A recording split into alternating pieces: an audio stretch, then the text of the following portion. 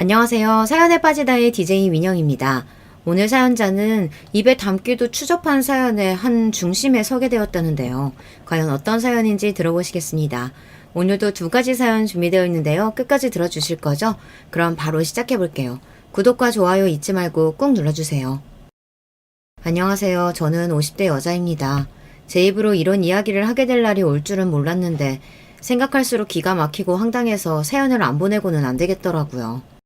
지금 제 심정 같아서는 길에 지나가는 사람이라도 붙잡고 하소연을 하고 싶을 정도로 제 속이 말이 아닙니다. 저는 지난 30년이 넘는 결혼 생활 동안 혼자 살았다고 해도 과언이 아닐 정도로 외로운 결혼 생활을 유지해왔어요.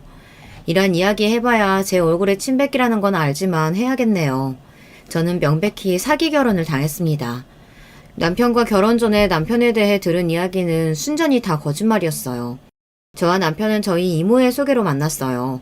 이모가 이런 선비 집안이 없다고 입에 칩이 마르게 칭찬을 해서 그런 줄만 알고 혹해서 결혼했습니다. 저도 알아요. 제 실수죠. 결혼이라는 건 무엇보다 신중하게 결정했어야 했는데 제 생각이 짧았습니다. 제가 결혼을 좀 급하게 한 게 바로 밑에 여동생이 하나 있었는데요. 동생에게 남자친구가 있었어요. 3년 가까이 만난 남자친구인데다 동생 나이도 계속 찾아보니 남자 쪽에서 결혼을 서두르더라고요. 동생도 그 남자랑 지금 당장 결혼하고 싶다고 난리인 상황이었는데 바로 위에 언니인 제가 시집을 안 가고 있으니 부모님께서 빨리 선이라도 봐서 시집을 가라고 상하였어요. 그런 상황이다 보니 저는 등 떠밀려서라도 결혼을 해야 했습니다. 남편은 저희 친정 바로 옆 동네에 사는 집안의 둘째 아들이에요. 사남매 중 둘째로 위로 형 하나, 밑으로 남동생 하나, 여동생 하나가 있었습니다. 시부모 될 사람들이 내가 잘하는 사람들인데 시아버지가 동네에 땅도 많고 집도 기와집에 좋아. 그나들은 배 탄다고 결혼도 안 하고 살면서 이 나라 저 나라 돌아다닌다고 하니 얼굴 보기도 힘들대. 그래서 부모 둘 다 둘째한테 의지를 많이 한다고 하더라고. 내가 듣기론 둘째 아들이 장남이나 다름없어서 나중에 재산도 다 둘째한테 물려준다고 하더라. 20대 초반까지 도시에는 나가본 적도 없이 시골에서만 살았으니 제가 세상 물정이라고 알았겠어요.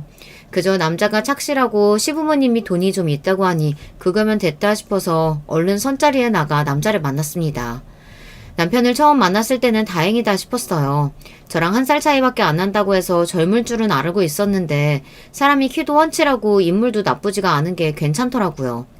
겉으로 봐서는 멀쩡해 보이니 저는 고민할 거 없이 시집가도 되겠다 싶었습니다. 그런데 바로 그때부터가 제 인생의 비극 시작이었죠. 이모가 말한 건 다 그냥 동네에 떠도는 이야기일 뿐 사실과는 거리가 멀었습니다. 시부모님이 집이 한 채 있기는 했는데 기와집도 아니었고 당시에도 이미 70년, 80년은 된 시골집이었어요. 시부모님이 집 앞에 농사를 짓는 땅이 조금 있었는데 크게 돈이 될 정도로 좋은 땅은 아니었습니다. 그냥 시골에서는 흔한 보통 집안이었죠. 거기다가 그렇게 점잖은 선비 집안이라고 칭찬을 하더니만 그 말도 틀린 말이었어요. 알고 보니 시어머니가 남편의 친엄마가 아니더라고요. 동네 사람들한테 들은 이야기인데 시아버지가 젊어서부터 조강지처를 놔두고 바람을 피워 둘째 부인을 둔 거라더군요. 시아버지께서는 30년 넘게 두 집을 오가며 살림을 하셨고 남편과 바로 위에 큰형을 낳아주신 친어머니는 몇 년 전 돌아가셨답니다. 그래서 둘째 부인이 이 집에 들어와 조강지처 흉내를 내는 거였어요. 당시에 시골에서는 그런 일이 흔하게 있었다고 해도 저희 시댁이 그런 집안일 거라고는 상상도 못했습니다. 왜 옛말에 바람은 유전이라고 아버지가 바람 피우면 그 집 아들이 똑같이 닮는다고들 하잖아요. 진작에 시아버지께서 두 집 살림을 하고 다니는 분이라는 걸 알았다면 남편과의 결혼을 고민했을 거예요. 제 남편도 시아버지처럼 구는 꼴을 볼 수 없으니까요. 더군다나 저는 결혼하자마자 시댁에 들어가 살았기 때문에 시집살이까지 해야 했어요. 물론 시아버지께서 따로 집 얻어줄 돈이 없으니 들어와 살라고 하신 거긴 하지만 만약 남편이 친자식이 아니라는 걸 미리 알았다면 어떻게든 핑계를 만들어서라도 시댁에 들어가지 않았을 거예요. 결혼해서 시댁에 살면서 제가 좀 많이 힘들었거든요. 저 혼자 6식구 살림을 다 도맡아 했어요. 새벽부터 일어나 밥 차리고 남편 출근시키면 곧바로 시부모님 농사일 돕고 또 밥하고 시누이랑 시동생 빨래까지 하며 한시도 못 쉬고 그러고 살았습니다. 제가 결혼할 당시에 남편 아래 아직 미혼인 남동생 하나, 여동생 하나, 둘이 있었거든요. 둘 다 둘째 어머니인 현 시어머니께서 낳은 자식들이었죠. 제가 시어머니께서 둘째 어머니라는 걸 알기 전부터 좀 이상했던 게 시어머니께서 유난히 남편을 천대하기는 했어요. 남편이 무슨 말만 하면 무시를 하더라고요. 한 번은 그런 적이 있었습니다. 시아버지께서 농사를 지으시다 허벅지 주변에 수포 같은 게 잔뜩 생겨서 아프다고 하시더라고요. 남편이 보자마자 대상포진 같다고 얼른 병원에 가자고 했습니다. 에이, 대상포진이면 아버지 저렇게 식사도 못하셔. 봐, 밥만 잘 드시잖아. 밭에서 벌레 물린 거 아니야? 벌레 물렸다고 저렇게 수포 생길 리가 있어? 대상포진 맞다니까. 아버지, 얼른 저랑 병원 가요. 시아버지의 허벅지를 보고 남편과 시동생이 티격태격하니 시어머니께서는 기다렸다는 듯 시동생 편을 드시더니 남편에게 무안을 주시더라고요. 고등학교도 다니다가 그만둔 놈이 뭘 한다고 하는 척이야. 셋째 말대로 이거 밭에서 일하다가 벌레 물린 거니까 약 바르고 하루 쉬시면 괜찮아질 거야. 그때는 시어머니가 남편의 친엄마가 아니라는 걸 몰랐을 때다 보니 저는 듣는 내내 기가 막혔습니다. 세상에 뭐 저런 엄마가 다 있나 싶더라고요. 그때야 아들이라면 엄마들이 다 쩔쩔매면서 떠받다 들던 때였는데 아무래도 이상하다 싶었죠. 그런데 시아버지께서 대상포진이 맞았습니다. 괜히 시동생과 시어머니 말대로 약만 바르고 집에 계셨다가 다음날 증상이 더 심해지셔서 남편이 출근도 못하고 시아버지를 업고 병원에 달려갔어요. 아이고, 우리 둘째 아들 아니었으면 죽을 뻔했네. 셋째랑 당신은 알지도 못하면서 무슨 벌레 물린 거라고 설레발을 치고 있어. 계속 모르고 약만 발랐으면 큰일 날 뻔했잖아. 금방이라도 죽을 것 같다고 소리를 지르시던 시아버지는 병원에 가자마자 대상포진 진단을 받고 치료를 받고 오시고는 금방 나아지셨습니다. 시아버지는 이게 다 남편 덕이라고 시어머니와 시동생을 나무라셨어요. 둘째 너는 어쩜 딱 보고 대상포진인 줄 알아? 우리 둘째 똑똑하네. 그게 어머니께서 돌아가시기 전에 대상포진으로 며칠 동안 고생하시던 게 기억나서요. 어머니는 등에 비슷한 모양으로 생겼었거든요. 아이고, 을사납셨네, 을사납셨어. 그날 일로 남편과 시어머니의 관계를 확신했습니다. 저는 그제야 남편에게 친어머니가 있다는 사실을 처음 알게 됐어요. 그날 밤 저는 남편에게 왜 그런 중요한 이야기를 하지 않았느냐고 물었습니다. 저는 남편이 솔직하게 이야기해 주길 바랬어요. 어머니가 돌아가신 지 얼마 되지 않아 힘들어서 그랬다고 하면 이해했을 거예요. 그런데 남편은 오히려 저에게 언성을 높이더라고요. 그게 무슨 좋은 말이라고 당신한테 말을 해. 시아버지가 두 집 살림하던 사람이라고 하면 좋아할 며느리가 어딨다고. 아무리 그래도 결혼하고 나서는 이야기했어야지. 이 집안에서 나만 모르고 있었잖아. 남편은 일부러 저에게 말하지 않은 거였습니다. 저는 아무리 그래도 결혼하고 나서는 말해줬어야 하는 거 아니냐고 따졌지만 남편은 그 순간 입을 딱 다물어 버렸어요. 또 입 다물지. 사람이 무슨 말을 하면 대꾸를 해야지.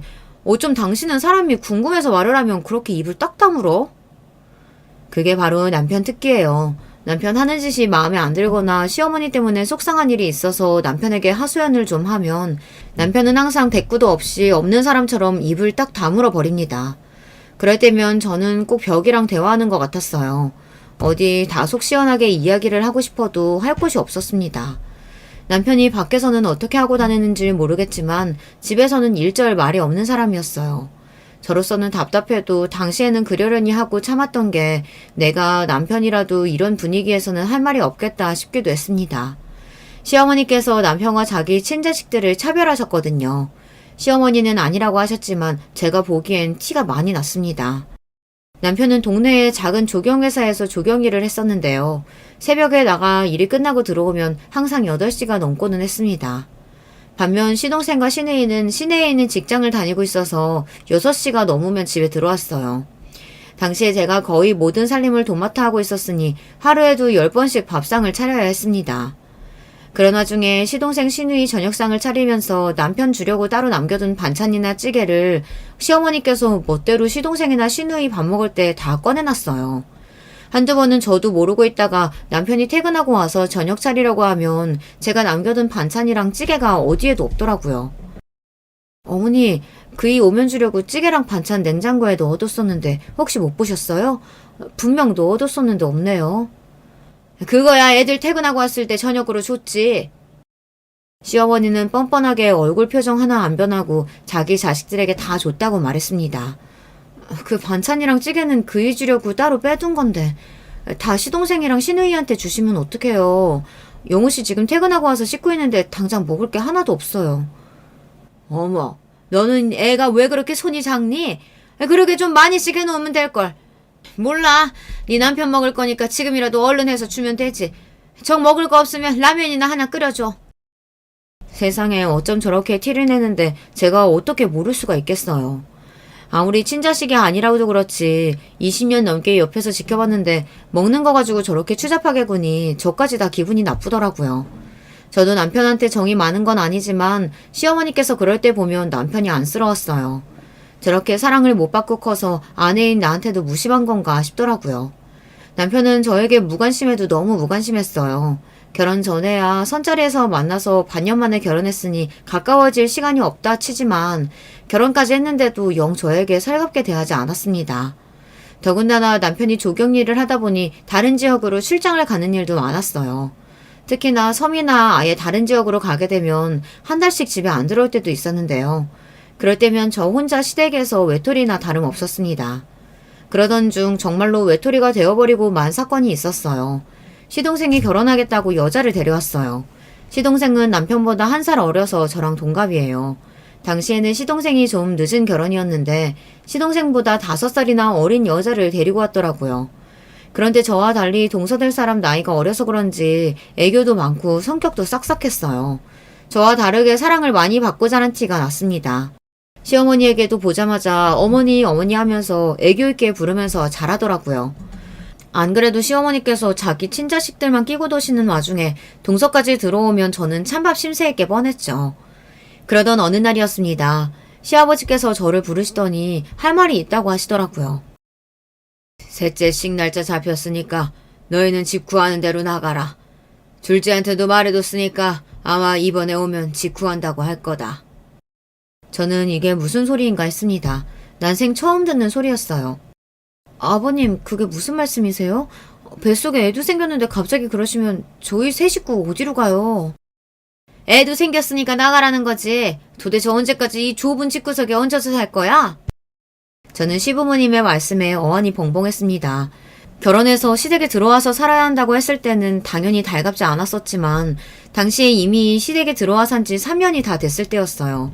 거기다가 아이도 임신했을 때였고요.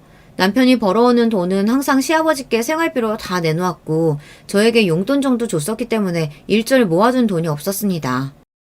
그럼 당장 집 구할 돈이라도 아버님께서 주셔야죠. 지금까지 그이가 벌어온 돈 다 아버님께 드렸는데 저희가 무슨 돈이 있어서 나가요. 지금까지 시부모님께 불만이 없었던 건 아니지만 며느리로서 시부모님께 또박또박 돈 가지고 따질 수 없어서 참고 있었던 거예요. 그런데 시동생이 결혼해서 당장 들어와야 한다고 저희더러 갑자기 나가라고 하시니 기가 차더라고요. 어허, 이게 다 무슨 소리야? 내가 받은 건 너희가 우리 집에 얹혀 사니까 당연히 생활비조로 받은 거지. 내가 그 돈을 왜 줘?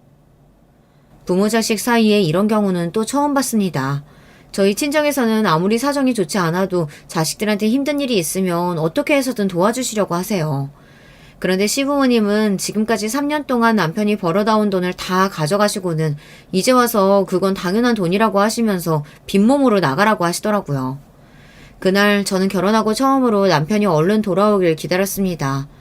그동안 한 번도 외지로 떠난 남편을 기다려본 적이 없었는데 그날은 한시라도 빨리 남편이 돌아왔으면 싶더라고요. 그런데 제가 믿을 사람을 믿었습니다. 남편은 시아버지에게 따질 생각이 없었어요. 역시나 입을 꽉 다물고는 한마디도 하지 않고 그대로 짐을 싸더라고요. 저에게도 짐을 싸서 당장 친정에 가 있으라고 했어요.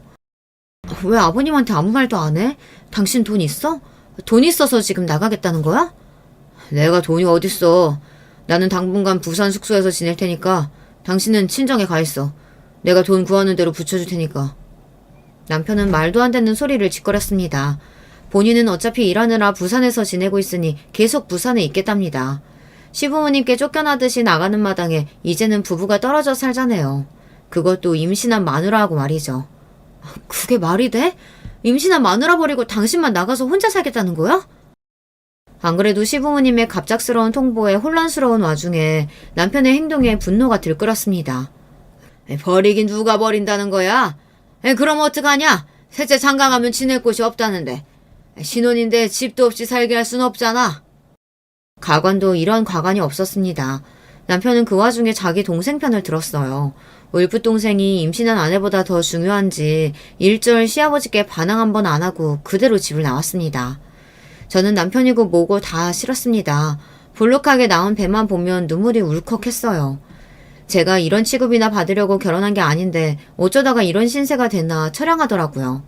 결국은 저와 남편은 그렇게 떨어진 채 2년을 넘게 살았습니다. 저는 친정에서 아이를 낳고 살았고 남편은 여기저기 떠돌이처럼 살면서 한 달에 한 번 아이를 보러 친정에 오고는 했어요.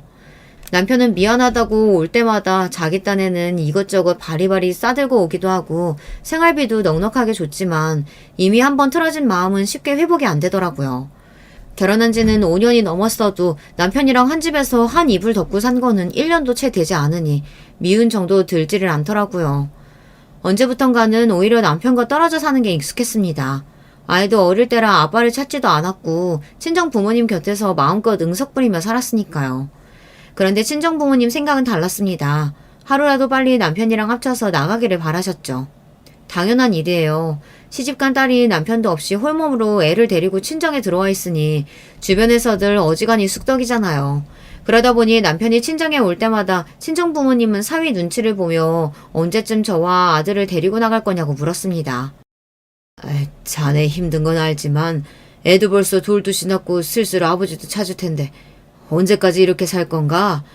웬만하면 월세라도 얻어서 얼른 살림 차려야지. 저야 남편이랑 살림을 합쳐봐야 어차피 애랑 둘만 남겨줄 게 뻔하기에 그대로 친정에 사는 게 나쁘지 않다고 생각했어요. 하지만 아이를 생각해서라도 친정 부모님 말씀이 맞는다고 생각했습니다. 아무리 상황이 좋지 않아도 가족이 떨어져 사는 게 익숙해지면 좋을 게 없으니까요. 그런데 남편은 올해도 힘들 것 같다고 했어요. 올해 잡힌 인들이 다 지방이고 섬이라 지금 당장 제가 어디다가 터를 잡고 살아야 할지 판단이 안 서네요. 그래도 올해 지나면 전세 보증금 정도는 어떻게 될 테니까 걱정하지 마세요. 자네, 작년에도 그렇게 말하지 않았나? 원래 돈이라는 게 그래. 모이만 하면 나가고 없으면 또 일 터지고. 어차피 재벌될 거 아닌 거 괜히 가족끼리 떨어져 있지 말고 하루라도 빨리 합쳐. 정 힘들면 우리가 좀 도와줄 테니까. 이번에는 진짜예요, 장모님. 올해까지만 고생하면 내년엔 진짜 합칠 거니까 제발 믿어주세요. 남편은 친정 부모님께 걱정하지 말라고 했지만 시간이 갈수록 친정 부모님의 얼굴에는 그늘이 졌습니다. 당신들도 이제 연세가 들 만큼 들었고 다른 자식들은 다 시집장가 가서 멀쩡하게 잘 사는데 저만 그러고 있으니 저를 볼 때마다 근심이 많으셨죠. 그러던 중 일이 좀 터졌습니다. 남편이 일하는 팀의 반장이 갑자기 늦은 밤에 저에게 연락이 왔어요. 남편이 일하다가 좀 다쳤다고 하더라고요. 급하게 수술에 들어가야 하는 바람에 저에게 연락을 못했었는데 이제 막 수술 잘 끝나고 나왔답니다. 저는 놀라서 그 길로 남편의 있는 병원으로 가려고 했어요. 그런데 시간이 너무 늦어서 버스도 택시도 다니지를 않았어요. 저는 밤새 잠도 못 자고 뒤척이다가 바로 다음날 새벽이 되자마자 첫 차를 타고 남편이 있는 병원으로 갔어요. 그런데 그곳에서 믿을 수 없는 광경을 보고 말았습니다. 글쎄 남편 병실에 웬 여자가 있더라고요. 처음엔 같이 일하는 사람인가 혹은 반장이라는 사람과 아는 사이인가 수만 가지 생각을 했습니다. 그런데 잠시 뒤 그 여자가 누군지 바로 알 수 있었습니다. 자기야, 수술 잘 끝났다는데 왜 이렇게 힘이 없어. 얼른 일어나서 죽 좀 먹어봐. 당신이 기운을 차려야 내가 살지. 당신 이러고 있으면 난 어떡하라고. 분명 여자는 남편에게 자기야라고 불렀습니다. 그리고 남편도 여자에게 세상 다정한 목소리로 걱정하지 말라고 했어요. 아이, 이가 수술 별거 아니야. 며칠 입원만 하면 된다는데 뭘 걱정해. 그러자 금세 얼굴에 웃음을 띤 여자가 남편의 볼에 입술까지 맞추고 얼굴을 쓰다듬었어요. 저는 그 모습을 보자마자 눈이 휙 돌았습니다. 앞에 보이는 게 없었어요. 당신 지금 뭐 하는 거야? 인연이 누군데 당신을 자기라고 불러? 그때는 제가 너무 뭘 몰랐습니다. 남편에게 딴 년이 있다는 사실을 알았을 때 조용히 모르는 척하고 있다가 두 년놈들이 더러운 짓을 하는 걸 다 증거로 잡아 그때 헤어졌어야 했는데 당시에는 제가 힘이 넘치고 젊을 때라 몸이 먼저 나갔습니다. 그대로 상간녀 연에게 달려든 저는 그녀 머리끄댕이부터 잡았어요. 너 뭐야? 뭐 하는 년인데 저 자식인 남자한테 붙어서 그 더러운 입술을 비비고 있어. 당신 뭐야? 뭔데 이래? 이 손 안 나? 저도 저였지만 그 상간녀년도 힘이 얼마나 좋은지 자기 잘못도 모르고 똑같이 제 머리끄댕이를 잡았습니다. 저와 상간녀는 그대로 서로의 머리끄댕이를 잡은 채 병실 바닥을 구르고 굴렀어요. 간호사들이 와서 말리지 않았으면 아마 둘 다 머리가 다 뽑히고 말았을 거예요. 남편과 제가 사는 꼴을 보고 주변에서 별의별 말들이 많았습니다. 아무리 돈을 버는 게 중요해도 부부가 그렇게 오랫동안 떨어져서 살면 분명 남자가 딴짓 한다고요. 심지어 친정언니와 엄마까지도 그런 소리를 했어요. 세상에 여자 싫다는 남자가 어딨어. 몇 달씩 떠돌이처럼 여기저기 돌아다니는데 딴짓거리 안 할 리가 있냐? 너랑 둘이 죽고 못 사는 사이도 아니고. 그러니까 빨리 집 구해서 둘이 합치고 제부도 그 일 말고 다른 일 좀 알아보라고 해. 그래, 애 금방 커. 빨리 집 구해서 정착해야지. 언제까지 이렇게 집도 절도 없이 살 거야? 가족들이야 저를 걱정해서 하는 말이라는 거야 알지만 남편과 애초에 정이 없어서 그런지 저는 남편이 나가서 뭘 하고 다니든 상관없었어요. 그런데 막상 제 눈으로 이런 거지 같은 광경을 목격하고 나니 기분이 더럽기는 더럽더군요.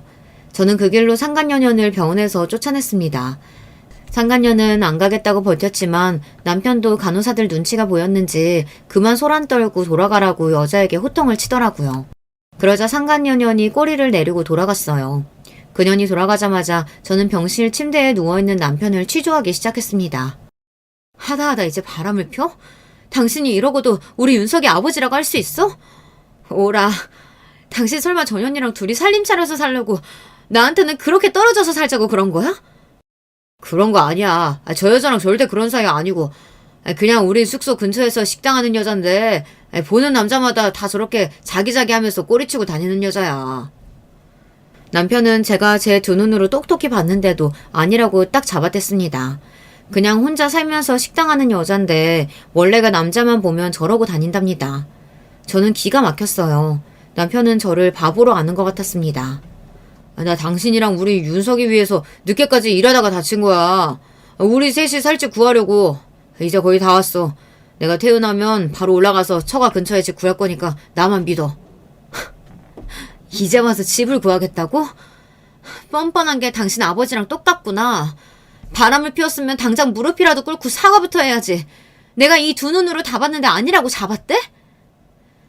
얼마 전까지도 집 구할 돈이 없다고 말하던 남편이 그날은 자기도 똥줄이 타는지 병원에서 퇴원하는 대로 곧장 집을 구하겠다고 하더라고요.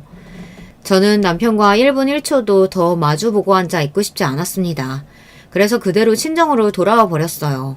병원에서 며칠 더 입원해야 해서 보호자가 있어야 한다고 했지만 도저히 그럴 마음이 들지 않았어요. 그 더러운 상간녀년이 있는데 제가 뭐하러 거기 있나 싶더라고요. 저는 그 길로 친정에 돌아와 병원에서 있었던 일들을 모두 다 친정 부모님께 이야기했어요. 그리고 무조건 남편과 이혼하겠다고 이야기했습니다. 저로서는 당연한 결정이었어요. 지독하게 사랑해서 한 결혼은 아니었지만 그래도 5년 가까이 자식까지 낳고 살면서 외롭고 힘든 시기가 있었어도 저는 남편 하나 믿고 여기까지 왔습니다.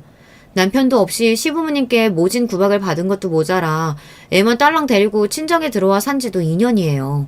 제가 홀로 고군분투하고 있을 때 남편이라는 인간은 딴 년이랑 붙어서 시시덕거렸다는 사실을 알게 됐는데 어떻게 그런 인간이랑 살을 붙이고 살겠어요. 그런데 친정 부모님의 반응이 충격적이었습니다. 제 이야기를 다 들으시고는 친정 부모님은 이혼은 절대 안 된다고 하셨어요. 이혼이라니? 너 제정신이야? 집안 망신을 시켜도 유분수가 있지. 이혼은 절대 안 돼. 그래, 자식이 버젓이 있는데 부모가 이혼하면 저 어린 건 어떻게 살라고. 신서방이 절대 바람 아니라고 했다며. 괜히 아픈 사람 자극해서 일 키우지 말고 신서방이 집 구하는 대로 같이 나가서 살아. 부부는 원래 지지고 볶으면서 한 입을 덮고 자는 거야. 제가 잘못 생각해도 한참을 잘못 생각했더군요. 우리 부모님만큼은 당연히 제 편일 줄 알았는데 아니었어요. 이혼만은 절대 안 된다고 하셨습니다. 그 인간이 아무리 아니라고 해도 난 못 믿어. 내가 분명히 이 두 눈으로 봤다니까? 둘이 자기자기 하면서 어쩔 줄 모르는 거? 난 이혼할 거야. 저는 억울하고 속상해서 눈물이 다 났습니다. 저는 끝까지 이혼하겠다고 울분을 토해냈어요. 그런데 부모님은 제 말을 들어주지 않았습니다. 말 같지도 않은 소리 하고 있네. 내가 너 이혼하는 걸 보려고 지금까지 참고 데리고 산 줄 알아? 네 일은 내가 알아서 할 테니까 그런 줄 알아. 이혼만은 절대로 안 된다고 우기시던 친정아버지는 심지어 남편에게 직접 전화까지 해서 당신이 가진 돈이 있으니 당장 집 구하는 데에 보태서 저를 데리고 나가라고 하셨답니다. 이래서 부부가 떨어져 살면 안 되는 거야. 별거도 아닌 일로 서로 오해 생기잖아. 내가 가진 돈 싹 다 줄 테니까 지금 당장 집부터 구해. 알겠나? 네, 장인어른. 제가 설마 제 새끼 놔두고 그런 파렴치한 같은 짓을 하겠어요. 절대 아닙니다. 장인어른께서 도와주시면 제가 곧바로 집 얻어서 애들 엄마랑 우리 윤석이 데리고 나올게요. 세상에 믿을 사람 없다더니 저는 친정부모님께마저 버려졌어요. 친정부모님은 딸내미 이혼녀 되는 게 싫어서 그런 더러운 놈이랑 살라고 하셨어요. 그때가 아마 제 인생에서 가장 힘들었던 시기인 것 같아요. 남편도 부모님도 누구 하나 진심으로 저를 위하는 사람이 아무도 없다는 사실에 저는 절망해서 아무런 의욕조차 없었어요. 그런 저에게 하나 남은 건 집이었습니다. 정말 제가 이혼이라도 하겠다고 할까봐 겁이 나기는 했는지 남편은 그동안 모은 돈을 다 내놓았어요. 그 돈이랑 친정아버지께서 도와주신 돈까지 하니까 못해도 전망 좋은 동네에 간단하게 농사 지을 수 있는 땅까지 있는 집 정도는 살 수 있겠더라고요. 저는 복잡한 생각 같은 건 다 떨쳐내자 싶어 아들을 데리고 다니며 여기저기 좋은 집을 보러 다녔습니다. 그리고 남편과 친정아빠 돈으로 제가 원하는 동네에 원하던 집을 덜컥 사버렸어요. 인간에게 대인 마음을 이 좋은 집에서 아들과 치유하자 싶었거든요. 그럴 수밖에 없었던 게 남편이라는 인간은 개차반 중에 개차반이었어요.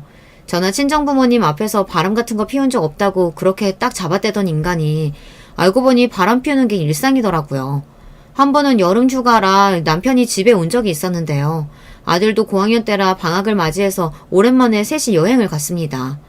남편이야 워낙 전국 여기저기를 돌아다니는 사람이다 보니 좋은 곳을 많이 알더라고요. 오랜만에 온 남편이 아들을 데리고 물놀이도 하고 낚시도 같이 해주는데 그 모습을 보니 저도 마음이 좋았습니다. 저에게는 나쁜 남편이라도 아들에게는 좋은 아버지일 수 있으니까요. 남편과 아들이 물놀이를 하고 둘이 샤워를 하러 들어갔어요. 저는 아무렇게나 벗어둔 남편의 옷과 가방을 정리했습니다. 그러던 중 보지 않았으면 좋았을 걸 보고야 말았어요. 남편 가방 앞주머니에 작은 수첩이 하나 있더라고요. 저는 이게 뭔가 싶어서 수첩을 열어봤습니다. 그런데 수첩에는 알 수 없는 이름들과 전화번호, 주소가 가득 적혀 있더라고요. 본, 홍디귿, 송이응, 369-3987, 밀양 달콤 디귿, 2-999-1003? 이게 다 뭐야? 무슨 이름이 이래?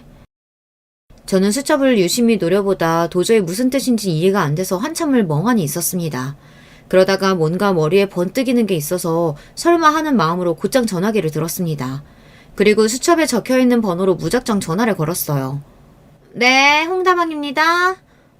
혹시 거기 송씨 아가씨 있나요? 송양? 지금 출장 나갔는데. 무슨 일이세요? 역시나 제 생각이 맞았습니다.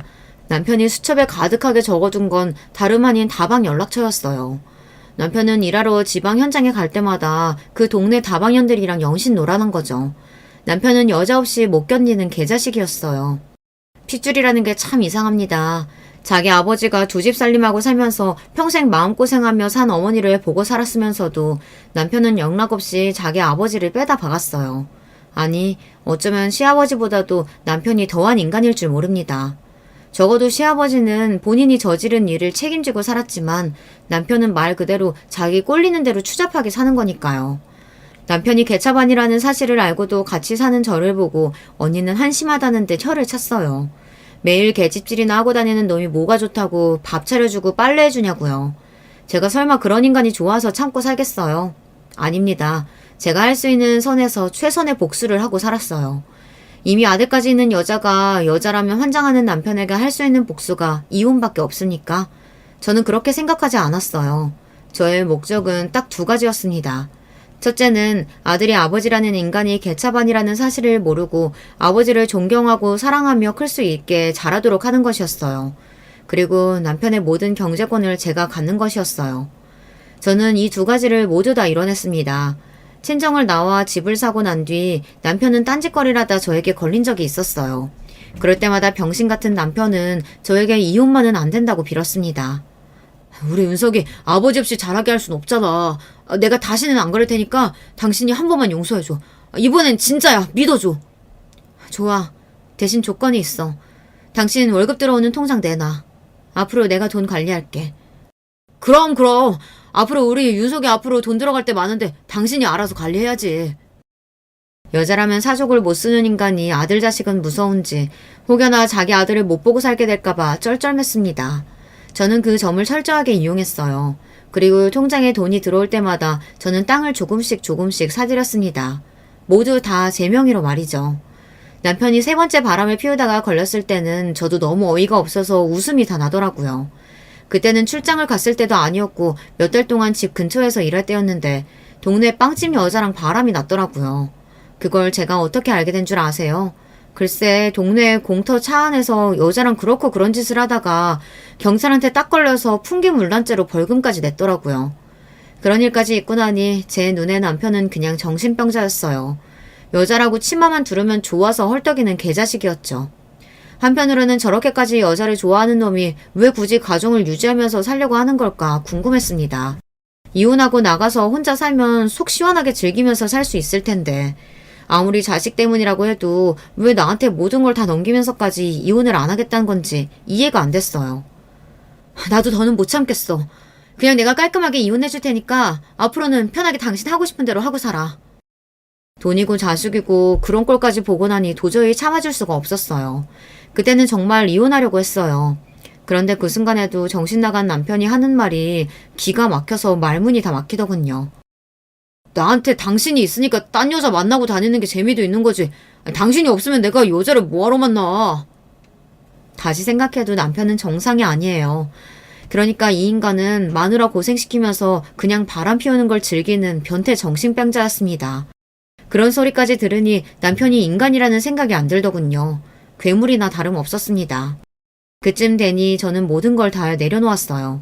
그리고 그때부터는 일절 남편이 하는 일에 전혀 신경 쓰지 않았습니다. 어차피 그동안 호적상으로만 부부였지 남보다 못한 관계로 줄고 살았는데 이제와 달라질 게 뭐가 있나 싶었거든요. 아들을 남부럽지 않게 키우려면 돈도 필요하고 아들이 성인이 될 때까지는 아버지라는 존재도 필요할 때가 있으니 그냥 그렇게 호적만 유지하면서 살았어요. 그렇게 모든 걸 다 내려놓고 살다 보니 남편이 무슨 짓을 하고 다녀도 화가 나지 않더군요. 그냥 꼬박꼬박 돈이나 들어오고 아들에게 아비 노릇이나 하면 그걸로 됐다 싶었죠. 그리고 아들이 자리 잡고 독립해 나가면 그때 남편과 헤어질 생각이었어요. 어차피 모든 재산은 다 제 것이고 지금까지 남편이 바람 피우고 다닌 증거들은 이미 다 차곡차곡 모아뒀으니 언제 헤어져도 저에게 손해일 건 없었죠. 그러던 어느 날이었습니다. 제가 계약한 대로 저의 박복한 인생을 정리할 날이 머지 않았을 때였어요. 아들이 대학을 졸업하고 취업 준비를 하던 때였어요. 아들은 서울에 있는 회사들의 이력서를 넣고 1차 합격해서 면접 준비에 한창이었습니다. 저는 아들이 취직만 돼서 서울로 올라가면 바로 남편과 이혼할 생각이었어요. 그러던 중 생각지도 못한 일이 벌어졌습니다. 동서와 시동생이 갑자기 이혼한 거예요. 간혹 시어머니께 듣기론 동서와 시동생 사이도 영 좋지 않다고 듣기는 했어요. 시동생이 건설회사에 다녔는데 동서가 그 회사 비서로 일했어요. 나이도 어리고 얼굴도 예쁘장한 데다가 애교도 많으니 시동생이 한눈에 반해서 결혼한 거죠. 그런데 나중에 알고 보니 동서가 과거가 좀 있더라고요. 비서로 일하기 전에 지방 어디 술집에서 일했대요. 그 사실을 식구들이 어떻게 알게 됐는진 모르지만 시어머니까지 알게 돼서 집안이 난리가 났었다고 하더라고요. 그런데 당시에 이미 동서와 시동생 사이에는 애가 둘이나 있다 보니 시동생이 이혼도 못하고 참고 살았어요. 그런데 몇 년 전 시아버지가 돌아가시고 최근에 시어머니까지 돌아가시고 나자 이때다 싶었는지 아예 이혼하기로 했나 보더라고요. 그런데 며칠 뒤 믿기지 않는 일이 벌어졌습니다. 동서가 연락도 없이 우리 집에 찾아왔어요. 동서가 시집 오고 나서 지난 20년 가까운 시간 동안 한 번도 따로 만난 적이 없었는데 저는 무슨 일인가 했죠. 그런데 동서가 저를 찾아온 이유는 충격적이었습니다. 동서는 집에 들어오자마자 다짜고짜 저에게 따지기 시작했어요. 신상규, 이 인간 어디 갔어요? 내 전화도 안 받고 도대체 어디 갔냐고요? 동서는 잔뜩 흥분한 얼굴로 제 남편 이름까지 부르며 찾고 있었습니다. 저는 기가 막혀서 동서의 앞을 가로막았어요. 동서, 지금 뭐 하는 거야?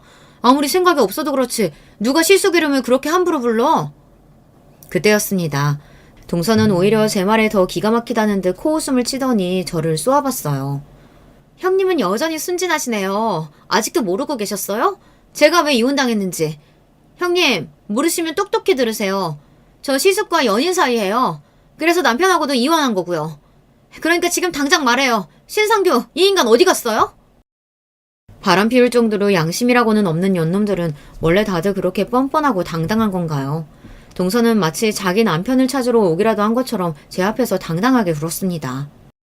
미친년, 여기가 어디라고 감히 쳐들어와서 네가 내 앞에서 그 미친놈을 찾아? 말했잖아요. 나랑 당신 남편이랑 그렇게 그런 사이라고. 나 먼저 이혼하면 이 인간도 이혼한다고 했으니까 형님이 당장 이혼부터 해줘요. 형님도 진짜 멍청한 게 아니라면 동서까지 건드리는 남자랑 살고 싶진 않을 거 아니에요. 동서녀는 끝까지 생각이 없었습니다. 그 미친 인간 때문에 이혼까지 한 것도 모자라서 저더러 이혼을 해달라네요. 미친 것들이 쌍으로 지랄하고 있네. 멍청한 건 너지 이년아. 새끼까지 버리고 이혼하면서 그런 새끼랑 또 살고 싶니? 그거야 형님같이 사랑 못 받아본 여자들이나 하는 소리죠. 규상씨가 형님한테는 손 하나 까딱 안 해도 나하고 있을 땐 돌쇠가 따로 없어요. 우리가 서로 얼마나 사랑하는데요. 저는 동서년 입에서 사랑이라는 소리가 나오는데 웃음이 터져서 참을 수가 없었습니다. 조금 더 묵혀뒀다가 아들까지 다 독립시키고 터뜨리려고 했는데 더는 안 되겠더군요. 미친년 말하는 거 봐라. 야, 너 큰일 났어. 내 앞에서 헛소리할 시간 있으면 얼른 산부인과부터 가봐. 너 임질이야. 뭐래? 나 괜히 겁주려고 그런 소리 하는지 누가 모를 줄 알아요? 내가 임질에 걸리긴 왜 걸려? 아휴, 역시나 그 새끼가 자기 성병 걸린 거 말 안 했구나. 어떡하니? 그 인간 얼마 전부터 오줌도 못 나올 정도로 아파서 떼굴떼굴 구르다가 병원 갔더니 임질이라더라. 상태가 심각해서 내가 아예 입원시켰어. 그거 보고 싶으면 가봐. 내가 병원 알려줄 테니까. 뭐야? 미친 새끼. 어쩐지 며칠 전부터 몸이 이상하더니만. 동서녀는 그대로 제 몸을 벅벅 긁더니만 어쩐지 이상하다고 했어요. 이제야 알았어? 그 새끼 그거 완전 성중독이야. 너 만나면서도 연신 방석집 드나드는 거 내가 몇 번이나 봤어. 설마 형님, 아니 너 나랑 신상규랑 만나고 있는 거 이미 알고 있었어? 당연하지. 내가 그 인간이랑 산 세월이 몇 년인데 그 인간이 새로 만나는 여자도 모를까봐? 아! 말도 안 돼! 뭐 이런 거지 같은 상황이 다 있어? 이 거지 같은 상황 만든 건 네 년이지. 내 집에서 그만 시끄럽게 떠들고 얼른 병원이나 가 이년아. 더러워 죽겠어. 동서는 혼란스러운지 자기 혼자 어쩔 줄 몰라 하더니만 도망치듯 집에서 나갔습니다. 이 일이 다 어떻게 된 거냐고요? 말 그대로입니다. 개차반 중에서도 제일 개차반 같은 인간이랑 20년을 넘게 살았는데 제가 정말 저 인간을 남편으로 생각하면서 살았을 리 없죠. 저는 내내 이혼할 준비만 하면서 산 사람입니다. 얼마나 많이 준비하고 기다렸겠어요. 물론 그 인간이 하다하다 동성까지 건드렸을 줄은 몰랐습니다. 상상도 못했어요. 그런데 얼마 전 시동생에게 연락이 왔더라고요. 동서가 바람을 피우는 것 같아 뒤를 밟았는데 글쎄 그 상대가 남편이었답니다. 사실 그 옆에 내가 술집 출신이라는 거 알려준 사람도 형이었어요. 자기가 젊어서 자주 가던 주점이 있었는데 거기서 그 옆에 애를 분명히 봤다고요. 그러면서 한다는 말이 술집에서도 애교가 많아서 인기 많았다고 제 앞에서 떠벌리다라니까요. 세상에 어떻게 그런 인간이 있을 수가 있죠? 그때도 정말 상종하고 싶지 않았어요. 알고 보니 동서가 술집 출신이라는 걸 시댁에 말해준 사람이 바로 남편이었답니다. 본인이 다니던 술집에서 동서를 본 적이 있었던 거예요. 그 뒤로 저와 시동생은 함께 증거를 모으고 있었어요. 동서도 이미 이혼하겠다고 마음을 굳힌 상태라 시동생과 동서는 재산 분할 없이 합의하고 이혼했습니다. 양육권도 다 시동생이 가져갔고요. 빈털터리가 된 동서는 오로지 제 남편만 믿고 이혼했더라고요. 형이 이혼하고 오면 본인이 책임지겠다고 했대요. 본인은 땅도 있고 집도 있다고요. 남편은 무식해도 너무 무식했습니다. 지금까지 본인이 저지르고 산 일이 있는데 집이고 땅이고 재산이 본인 마음대로 될 줄 알았나 봐요. 그거 가지고 동서에게 이혼하라고 종용했답니다. 얼마 전 남편이 저에게 이혼 이야기를 꺼내기는 했습니다. 그러던 중 남편 몸이 이상해서 병원에 갔다가 임질이라는 사실을 알게 된 거죠. 남편은 끝까지 그럴 리 없다고 우겼지만 제가 보기엔 이상하지도 않았습니다. 시동생에게 동서와 남편이 불륜 사이라는 이야기를 들은 뒤 제가 남편에게 사람을 붙였는데 남편은 동서를 만나면서도 틈만 나면 시내에 있는 방석집에 드나들었어요. 그렇게 함부로 몸을 굴리고 다녔으니 임질에 안 걸리는 게 이상했죠. 그 와중에도 동서까지 만나고 다녔으니 동서년한테 옮았을 게 뻔합니다. 더군다나 남편이 임질 진단을 받고 병원에서 간단한 설문에 답을 했는데 의사 말이 남편이 아무래도 성중독 증세가 있는 것 같다고 자세하게 검사를 해보면 좋을 것 같다고 하더라고요. 검사 결과 남편은 성중독이 맞았습니다. 남편은 병적으로 여자한테 미쳐 있었던 거예요. 임질을 치료하더라도 남편 개인이 가지고 있는 성에 대한 사고방식에 이미 문제가 있기에 또 같은 일이 반복될 수 있다고 판단해서 치료를 해보기로 했던 거예요. 제가 동서에게 남편의 이야기를 하고 난 뒤 동서가 정말로 남편이 있는 병원에 찾아갔었나 봐요. 동서는 남편에게 찾아가 멱살을 잡고 난리를 쳤답니다. 네가 감히 나를 속여? 너같이 더러운 인간 때문에 내가 임질까지 걸리고 이혼까지 당한 것도 모자라서 네 마누라한테 소장까지 받았어. 앞으로 어떻게 책임질 거야? 제가 동서에게 상간녀 소송 소장을 보냈어요. 이미 증거가 수두룩하기에 동서가 빠져나갈 방법은 없었습니다. 책임은 무슨 책임이야. 실직년 주제에 좀 놀아줬더니 이게 어디서 기어올라? 너 같은 년 필요 없으니까 다시는 찾아오지 마. 남편은 자기 몸이라면 끔찍한 사람이에요. 그 전까지는 자신의 문란한 사생활에 대해 전혀 부끄러워하지 않았지만 자기 몸이 아프고 병들고 보니 후회가 되기는 하나 봐요. 동서에게도 다시는 찾아오지 말라고 소리를 질렀답니다. 여보, 내가 진짜 잘못했어. 내가 치료하고 나오면 앞으로 평생 당신만 바라보고 잘할 테니까 나 좀 용서해줘. 그리고 우리 아들한테 나 임질 때문에 치료 중이라고 말하면 안 돼? 인간이 한심해도 어쩜 저 정도로 한심할 수가 있을까요? 저는 남편의 멍청함에 혀를 끌끌 찼습니다. 용서? 웃기고 있네. 내가 이날만을 얼마나 기다렸는데 용서는 용서야. 치료 핑계로 자꾸 날짜 미루지 말고 제대로 붙어. 제 입에 담기도 흉한 이 이야기가 사실입니다. 제가 지난 25년 동안 호적상 부부로 살았던 인간이 바로 그런 괴물 같은 인간이었어요. 그 이후로 어떻게 됐냐고요? 저는 남편이라고 부르고 싶지도 않은 그 인간과 이혼하고 잘 살고 있습니다. 아들은 이미 미성년자가 아니기에 조정할 내용이 없어서 금방 소송이 끝났어요. 저는 일절 재산 분할 없이 몽땅 다 제가 가져왔습니다. 집이며 땅이며 다 제 명의이기도 했고 이혼 사유가 명백히 남편의 유책으로 인한 소송이었기에 오래 걸리지도 않았어요. 특히나 상간녀가 동서였다는 사실이 재판에 크게 작용했죠. 저는 그리고 진작 남편에게 이야기했습니다. 혹여나 재산 분할 어쩌고 토를 달면 그 즉시 아들에게 지금까지 남편이 저지른 만행에 대해 다 이야기하겠다고 했어요. 남편은 다른 건 몰라도 자기 아들만큼은 끔찍하게 생각하니까요. 제가 남편에게 말은 그렇게 했어도 사실 아들에게 남편이 저지른 만행에 대해서 전부 다 이야기할 생각은 없었어요. 저에게는 세상 쓰레기 같은 인간이었어도 어찌됐든 아들에게는 아버지니까요. 정확한 이혼 사유에 대해서는 아들에게 이야기하지 않았습니다. 시동생도 아이들에게는 동서와 남편의 일에 대해 이야기하지 않았거든요. 언젠가 아이들이 알게 될 수도 있지만 어떻게든 평생 모르게 하고 싶어요. 저는 이혼 후 집과 땅 모두 정리해 얼마 전 아들이 있는 서울로 올라왔습니다. 남편과 이혼 사실에 아들이 많이 놀라긴 했지만 아들도 성인이다 보니 저의 결정에 존중해줬어요. 저는 현재 어느 때보다 행복한 시간을 보내고 있습니다. 50년 넘게 산 세월 중에 지금처럼 속이 편안한 시간은 처음인 것 같아요. 반면 남편은 지난 세월 본인의 업보를 치르는 중입니다. 남편은 현재 지자체에서 운영하는 중독치료센터에 들어가 있어요. 성병에 걸린 이후 치료를 하고 나서도 후유증이 심해서 고생 중이라고 하더라고요. 요도염이 심해져서 전립선 기능에 문제가 생겨 아직도 치료 중이라고 합니다. 가끔 남편에게 한두 번 전화가 와서 알게 된 건데 저는 듣고 싶지 않아서 다시는 전화하지 말라고 했습니다.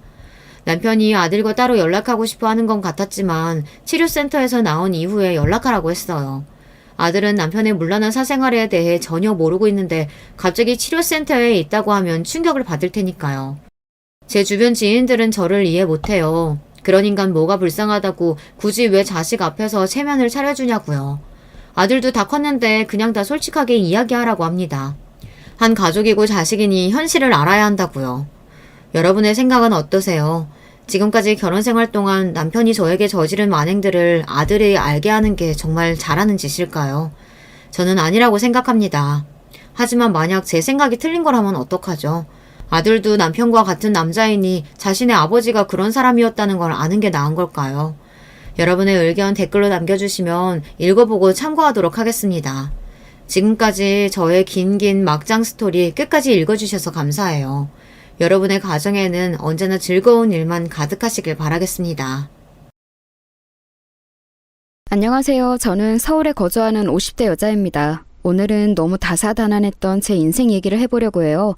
사연 없는 사람이 없다고 하지만 저는 제 인생이 어디 가서 사연으로는 빠지지 않는다고 자신 있게 말할 수 있습니다. 이렇게 말하면 제가 어렸을 때부터 찢어지게 가난해서 입에 풀칠하기도 힘들었던 것 같죠? 놀랍게도 전혀 아니랍니다. 저는 아주 부유한 집안에서 태어났어요. 정확히 말하면 증조 할아버지 때부터 부유했다고 해요. 사장님, 좋은 아침입니다. 오늘은 거래처에 볼 일이 있으시다고 들었어요. 거기로 바로 안내하겠습니다. 아빠는 출퇴근도 기사 아저씨가 해줄 정도였습니다. 아빠의 회사는 국내에서 유명한 제조업 회사였는데 덕분에 잘하면서 돈 걱정은 해본 적이 전혀 없어요. 엄마도 유명한 집안이라 돈이 많았고 저는 금지옥역 외동딸로 구김없이 자랐습니다. 학교에서 선생님들이 예뻐해 주셨고 친구들과 교우관계도 아주 좋았어요. 그렇게 고등학교를 졸업한 저는 국내에 있는 유명한 여자대학교에 입학했습니다. 그리고 어떤 남자를 만나게 되었어요. 그 사람의 이름은 김진석이었고 제 첫사랑이었습니다. 진석이는 저와 동갑이었는데 매우 활발하고 다정한 사람이었어요. 서로 첫눈에 반해 무려 4년을 사귀었는데 한 번도 싸운 적이 없답니다. 그러다 대학을 졸업하고 진석이와 결혼하려 했는데 집에서 심하게 반대하셨어요. 말이 되는 소리를 해라. 미자야, 우리가 어떤 집안인데 저런 별 볼 일 없는 놈과 결혼하려고 하는 거니? 내가 너를 어떻게 키웠는데 당장 저놈과 헤어져. 아빠, 저는 진석이가 아니면 결혼하고 싶지 않아요. 제가 얼마나 저 사람을 사랑하는지 아빠도 알잖아요. 제가 처음이자 마지막으로 엄마랑 아빠한테 부탁하는 거 모르세요? 잘하면서 한 번도 반항한 적 없잖아요. 제발요. 미자야, 네 마음은 알겠지만 엄마도 이건 반대야. 우리 딸의 남편은 최소한 집이 우리 정도는 아니어도 적어도 중산층은 되어야 하지 않겠니? 저런 집에 우리 딸을 시집 보내라고? 엄마는 지금 너무 끔찍해서 잠도 오지 않아. 너야말로 부모 마음을 이해 좀 해줘. 엄마까지 왜 이래? 우리는 이미 평생을 약속한 사이야. 제발 결혼하게 해줘. 제발. 보통 자식에게는 부모는 없다고 하죠. 그런데 우리 집은 예외였어요. 저는 자라면서 부모님에게 반항해 본 적이 없거든요. 그런 제가 처음이자 마지막으로 부탁한 게 제 결혼이었는데 부모님은 오히려 화를 내셨습니다. 그도 그럴 것이 상당히 재력이 있던 우리 집과 달리 그 당시 진석이의 집은 가난했어요. 저는 몰랐는데 아빠는 진석이를 몰래 찾아갔나 보더라고요. 어느 날 진석이가 저에게 이별을 고했고 제 첫사랑은 그렇게 끝나게 되었습니다. 내가 나중에 큰 사람이 되면 미자 너를 다시 찾아올게. 나는 너 아니면 안 돼. 우리가 지금은 상황 때문에 어쩔 수가 없지만 나중에 꼭 다시 만나자. 나는 진석이 너를 믿어. 너는 성실하고 꼼꼼하니까 꼭 성공할 거야. 그러니까 우리가 헤어지는 것은 그냥 잠시 떨어지는 거지 영원한 이별은 아니야. 저는 진심으로 진석이와 영영 이별하는 거라고 절대 생각하지 않았어요. 그런데 그런 저를 알았는지 부모님은 저를 강제로 미국에 유학을 보내셨습니다. 대학원을 억지로 미국으로 가게 된 저는 가서 향수병과 우울증에 걸리게 되었어요. 평생을 한국에서 살다 미국에 갔으니 적응을 잘했겠어요? 물론 외국 생활이 잘 맞는 사람이 있다고 하지만 저는 전혀 아니었습니다. 다음 주에 졸업식이야. 그거 끝나면 바로 한국으로 들어갈 거야.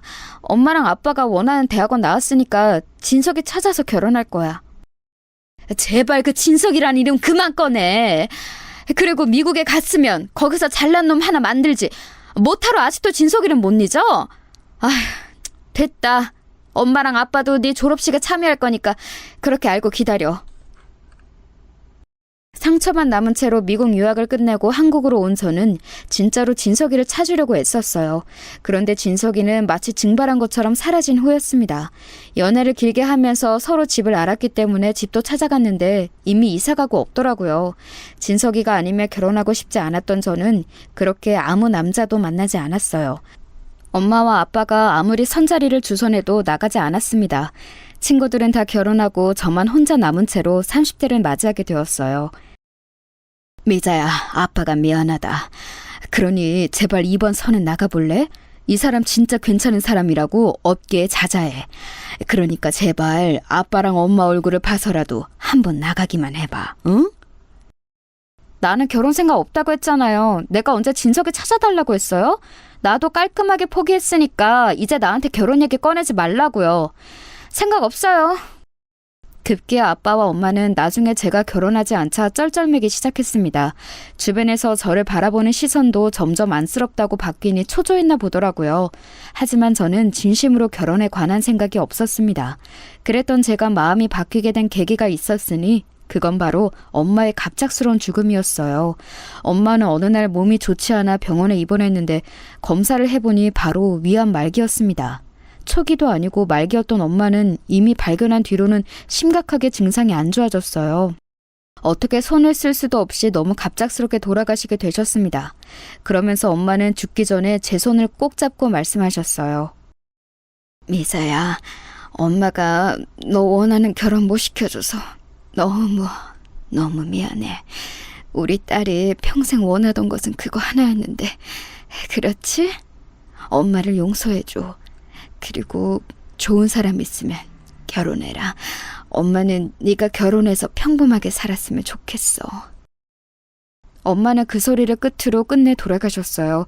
지금은 비혼이라는 단어가 등장했는데 저 때는 사실 결혼하지 않은 것이 되게 희귀였거든요. 결혼이라는 것은 인간의 인생에서 당연한 절차였습니다. 그래서 저도 마음이 점점 바뀌었고 무엇보다 엄마의 유언이라 결혼하기로 마음을 먹었어요. 그때 제 나이가 이미 36살이었으니 지금으로 봐도 늦게 결혼했죠? 안녕하세요. 미자씨, 말로만 들었을 때 상당히 미인이라서 기대했는데 실물은 듣던 것보다 훨씬 아름다우세요. 반갑습니다. 저는 아버님 거래처 회사의 아들 안성철입니다. 나이는 34살이고 취미는 골프입니다. 아, 네, 안녕하세요. 아버지한테 저도 얘기 많이 들었어요. 반갑습니다. 저는 현재 아버지 회사에서 일을 배우고 있어요. 성철 씨도 아버지 회사에서 같이 일하고 있다고 들었는데 맞나요? 네, 맞습니다. 그래서 미자 씨 아버님이 우리 회사에 오셨다가 저를 눈여겨보셨나 봐요. 사실 제가 잘 보이려고 일부러 애쓴 것도 맞습니다. 제가 결혼하고 싶다고 하니 아빠는 신이 나서 주변을 수소문하기 시작했어요. 그리고 아빠 회사 거래처의 아들을 소개해 주셨죠. 안성철이라고 본인을 소개한 남자는 매우 말주변이 좋았습니다. 어색하지 않게 해줘서 저도 편하게 얘기할 수 있었어요. 애초에 결혼을 앞두고 만난 사이라 우리는 만난 지 3개월 만에 결혼을 진행했습니다. 안서방네 회사가 우리보다는 규모가 매우 작아. 그래도 성장 가능성이 있어서 눈여겨보고 있었거든. 우리 회사와 안서방네 회사가 협업하면 우리는 아주 크게 사업을 확장할 수 있지. 그쪽에서도 아마 그걸 알고 있을 거야. 오히려 땡 잡은 거지. 아빠가 알아서 좋은 사람 구해왔을 거라 생각해요. 돌아가신 엄마 소원이 제 결혼이었으니까 저도 이제 마음이 편해요. 아빠가 알아온 결혼감이라 이번에는 당연히 반대하지 않으셨어요. 서로 집안에서 우리의 결혼을 바랐던 사이라 속전속결로 결혼식이 진행되었습니다. 집안의 만남이었지만 성철 씨는 저에게 매우 잘해주었어요. 그래서 저도 마음을 활짝 열게 되었습니다.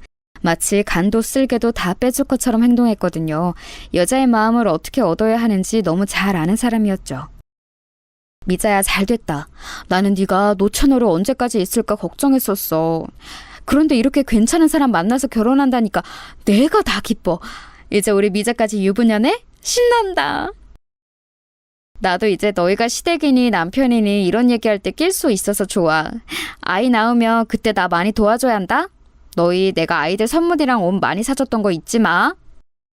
얘는? 우리가 그걸 어떻게 잊니? 옷이랑 장난감 다 물려줄 테니까 걱정하지 말고 잘 살아. 진짜 어머님 돌아가시고 웃는 거 본 적이 없었는데 이제 웃어서 너무 마음이 놓여. 제가 드디어 결혼한다고 하니까 친구들은 마치 자기 일처럼 기뻐했어요. 저도 그래서 이때까지는 제 인생에서는 고생이라고는 없을 줄 알았습니다. 남들처럼 평범하게 남편과 아이를 낳고 행복한 인생을 보낼 줄 알았어요. 결혼식을 올리고 남편과 저는 바로 아이를 가지려고 노력했습니다. 그런데 제가 워낙 늦게 결혼해서 아이를 가지려고 하니 나이가 걸리더라고요. 이미 지금 산모분 나이가 있어서 노산이에요. 지금 상태로는 자연 임신이 매우 힘듭니다. 인공수정을 통해 임신하셔야 하는데 그렇게 하시겠어요? 네, 저희는 임신을 꼭 하고 싶어요. 어떤 것부터 시작해야 하나요? 돈은 상관없으니까 아이만 가지게 해주세요. 간절해요. 나이도 나이였는데 제가 저 때 몸 상태가 그리 좋은 편이 아니었거든요. 아빠를 도와 회사 일을 처리하느라 스트레스가 많던 시절이었습니다. 그래서 저도 임신을 하려고 해도 상황이 너무 힘들었어요. 결국 몇 번의 시도 끝에 인공수정으로 임신하게 되었습니다. 남편과 저는 무조건 아이를 가지고 싶었어요. 그래서 아무리 힘들어도 꼭 참고 노력했습니다. 마침내 임신에 성공했고 그 사실을 양가에 알렸더니 매우 좋아하셨어요. 의사가 말하길 절대 무리하지 말라고 하더라고요. 자연 임신이어도 조심해야 하는데 저는 인공수정이라 더욱 안정이 필요하대요. 그래서 회사는 당분간 나가지 못해요. 집에서 편하게 태교할게요. 그래, 그건 걱정하지 마라. 우리 딸의 건강이 최우선이지. 어렵게 가진 아이니까 집에서 걱정이라고는 하지도 말고 편하게 있으렴. 필요한 거나 먹고 싶은 게 있으면 언제든지 아빠에게 말하고. 알겠지? 임신에 성공하고 병원에서 권고한 대로 아예 출근도 하지 않고 태교에만 집중했어요. 아이를 기다리며 남편과 더욱 돈독해지고 사이도 좋아졌습니다. 그렇게 집에서 편하게 태교하고 저는 아무 문제 없이 출산까지 하게 되었어요. 우리 미자를 닮은 예쁜 공주님이네. 어쩜 이렇게 예쁘게 생겼을까. 아이고, 내가 손녀딸도 안아보네. 하늘에 있는 네 엄마가 봤으면 얼마나 기뻐했을까. 안 그래도 남편하고 주말에 엄마 납골당에 다녀오려고요. 그리고 너무 슬프게 생각하지 말고 아빠가 엄마 목까지 사랑을 더 주면 되잖아요. 우리 서연이 나랑 똑 닮아서 예쁘잖아요. 제가 낳은 아이의 성별은 딸이었어요. 어렵게 가진 아이라 그런가 얼마나 사랑스러웠는지 모릅니다. 세상을 다 가진 기분이라고 하면 설명될까요? 저는 아직도 아이가 태어난 날의 기억이 생생해요. 그 정도로 저한테 딸은 자식 그 이상의 의미였어요. 너무 소중해서 보고 있어도 보고 싶은 마음이 들었죠. 그래서 제 소원은 남편과 사랑스러운 우리 서연이와 셋이 죽을 때까지 행복하게 사는 거였습니다. 그런데 이 소박한 소원은 얼마 가지 않아 산산조각이 나게 되었어요. 이때가 제 불행의 시작이었습니다. 남편은 시아버지 회사에서 저는 친정아빠 회사에서 일하고 있었는데 시간이 흐르며 제가 아이를 낳고 저는 회사 일에서 손을 떼기 시작했습니다. 어렵게 가진 아이라서 잘 키우고 싶은 마음이 매우 컸거든요. 그러면서 남편이 제 일을 대신해주고는 했습니다. 처음에는 선뜻 먼저 나서서 자료 정리를 해준다는 남편이 너무 고마웠어요. 여보, 내가 당신 회사 자료 정리해줄게. 그 대베이비 파일은 어디서 볼 수 있는 거야? 장인어른이 저번에 말했던 중요한 계약서는 어디 있지? 서재 없더라. 아, 그건 회사 내 사무실에 있어. 매번 그렇게 나 도와줘서 고마워. 만약 당신이 없었다면 우리 회사가 잘 굴러가지 않았을 거야. 당신이 이렇게 일을 잘하는 줄은 몰랐어. 그렇게 말해줘서 고마워. 내가 그럼 당신 회사 출근해서 이따 자료 볼게. 미리 김 비서에게 내가 간다고 말해줘. 요즘은 근데 내가 불쑥 찾아가도 다들 아무 말 안 하더라. 이미 사위고 남편인 거 다 알아서 그런가 봐. 당연하지. 당신처럼 이렇게 장인어른하고 아내 회사 일을 진심으로 도와주는 사람이 어디 있니? 우리 서연이랑 행복하게 살자. 사랑해. 너무 평화로운 일상이 지속되다 사건이 터지게 되었어요. 그날은 평소와 다름없이 집에서 제가 아이를 돌보고 있었는데 갑자기 아빠한테 전화가 오더라고요. 무슨 일이 있는 것처럼 받기 전에 이상한 기운이 돌았습니다. 여보세요? 아빠 무슨 일이에요? 안서방이요? 지금 회사에 갔죠. 아까 평소처럼 아침에 밥 먹고 나가는데 왜요? 미자야, 지금부터 정신 똑바로 차리고 잘 들어. 안서방이 아무래도 우리 회사 정보를 다 빼낸 것 같다. 갑자기 거래처들이 죄다 계약을 안 하고 안서방네 회사는 계약하더라. 심지어 일하던 직원들도 줄줄이 사표를 내고 있어. 뭐라고요? 아빠 잠시만요. 조금 자세히 말해주세요. 저 지금 너무 놀라서... 아니, 네? 아니, 남편 오늘도 평소랑 다른 점이 없었어요. 아빠한테 들은 내용은 너무 충격적이었어요. 저는 진짜 남편이 우리 아빠의 회사 자료를 전부 보면서 뒤에서 몰래 딴짓하고 있다는 사실을 전혀 몰랐습니다. 그만큼 남편을 믿었고 우리 아빠고 남편을 상당히 신뢰했어요. 알고 봤더니 남편은 본인 회사보다 훨씬 규모가 컸던 우리 회사를 질투했더라고요. 그러면서 우리 회사의 주요 인원을 빼가고 자료도 빼돌리고 중요한 계약건도 가로챘습니다. 심지어 횡령까지 해서 나중에 아빠와 제가 알아차렸을 때는 이미 손을 쓸 수가 없는 상태였어요. 지금에서야 아무렇지 않게 이렇게 얘기하지만 저 때는 너무 당황해서 심장이 빨리 뛰어 과호흡이 올 정도였습니다. 남편에게 전화했더니 남편은 전화를 받지 않더라고요. 심지어 그날 밤에는 집에도 오지 않았습니다. 어머니, 아버님, 문 열어주세요. 지금 이게 말이 된다고 생각하세요? 문 열어주세요. 지금 애 아빠 어디 있어요? 어떻게 이럴 수가 있냐고요? 아유, 잠시만. 나도 이게 지금 무슨 일인가 싶어. 나도 오늘 알았어. 잠시만 일단 들어와라. 여보, 아들하고 연락돼? 아이를 업고 시댁으로 달려간 저는 시댁 거실에 주저앉아 엉엉 울었어요. 시부모님 반응을 보니 시부모님도 이렇게 일이 커질 줄은 몰랐던 것 같더라고요. 아니, 나는 아들이 사돈 회사가 워낙 크니까 같이 잘해보자는 의미로 그런 줄 알았지. 아휴, 내가 미안하다. 시아버지는 어느 정도 알고 있었지만 이 정도로 커지는 것은 예상하지 못했다고 했습니다. 그렇게 며칠을 울며 아무것도 먹지 못하고 있었어요. 그러다 남편이 아주 수척해진 얼굴로 집에 왔습니다. 친정아빠가 집에서 달려와서 남편과 같이 얘기했어요. 그런데 심지어 남편은 우리 회사에서 빼간 정보와 인재를 줄줄이 놓쳤다고 하더라고요. 어떻게 안서방이 우리 뒤통수를 쳐? 안서방 자네를 내가 얼마나 믿었는데. 지금 심지어 우리 회사는 부도가 나게 생겼어. 다른 건 다 그냥 넘어갈 테니 우리 회사는 지켜주게. 제발. 저도 이러려고 그런 건 아니었는데 일이 꼬이면서 매우 커졌어요. 장인어른, 미자야, 내가 미안하다. 우리 서연이를 볼 면목도 없어. 지금 일이 다 꼬였어요. 우리 회사도 지금 부도 직전이에요. 이렇게 우리 집을 배신할 거면 당신 회사라도 살렸어야지. 지금 우리 그럼 어떡해? 당신도 우리도 지금 두 집안이 망하게 생겼잖아. 당신 제정신이야? 어? 사람이 어떻게 이래? 권력이 눈이 멀어도 적당히 멀어야지. 처음엔 그냥 우리 회사가 당신 회사처럼 저 정도 규모가 되길 원했었어. 그래서 야금야금 빼간 것은 맞아. 그런데 그 과정에서 다 꼬여버렸어. 어떡해. 어떡해. 안서방, 진정하고 우리 차라리 그럼 합병이라도 하는 거 어떤가? 두 회사가 다 망하면 당장 직원들은 어떡하고 우리는 어떡해? 제발 정신 차리고 뭐라도 해보자. 응? 남편은 심지어 본인 회사까지 말아먹었어요. 나중에는 남편 회사도 망하고 우리 회사도 망해서 손을 쓸 수가 없는 지경이 되었습니다. 시아버지까지 나서서 회사들을 살리려고 했으나 이미 기울어진 회사는 돌이킬 수가 없었어요. 내가 어떻게 키운 회사인데. 우리 아버지나 할아버지가 이 회사를 키우려고 얼마나 고생하셨는데 나는 그분들에게 죄송해서 죽지도 못해. 아이고. 아빠, 정신 차려요. 아빠. 119. 여보세요? 여기 사람이 쓰러졌어요. 빨리 와주세요.